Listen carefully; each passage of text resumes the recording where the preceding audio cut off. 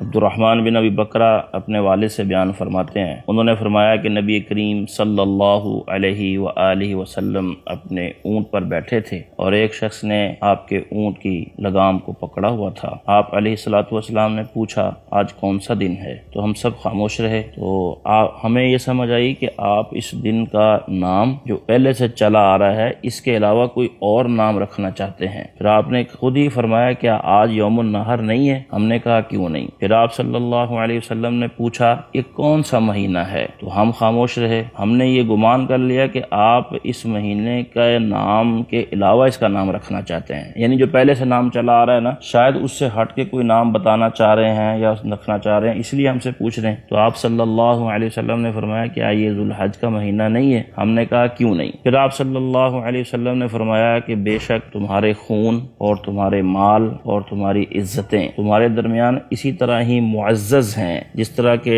تمہارے نزدیک یہ دن معزز ہے، اس مہینے کے اندر یہ مہینہ معزز ہے، اس شہر میں جو ہے وہ شہر معزز ہے، یعنی جس طرح تمہارے نزدیک کسی کا مال، خون اور عزت اس پر حملہ کرنا حرام ہے، تو اس طرح ہی جو ہے وہ اتنا ہی جو ہے یہ حرام ہے، اتنا ہی معزز ہے جس طرح کہ تم اس شہر کو معزز سمجھتے ہو، اس مہینے کو معزز سمجھتے ہو اور اس جو ہے وہ دن کو معزز سمجھتے ہو۔ پھر فرمایا کہ جو حاضر ہیں، یعنی جو یہاں پہ میری بات سن رہے ہیں، تو وہ ان کو پہنچا دیں جو حاضر نہیں ہو سکے۔ پھر آپ صلی اللہ علیہ وسلم نے فرمایا کہ حاضر آدمی بسا اوقات کسی کو بات پہنچاتا ہے تو وہ اس سے بہتر یاد کر لیتا ہے جو حاضر نہیں ہوتا۔ یعنی ہم اگر یہ حدیث سن رہے ہیں، جیسے اگر ہم کسی اگلے کو سناتے ہیں تو ممکن ہے کہ وہ اس حدیث کو بہتر اچھے طریقے سے سمجھ لے اور یاد کر لے۔ اللہ رب العالمین سے دعا ہے حدیث کو سمجھنے کی اور عمل کرنے کی توفیق عطا فرمائے۔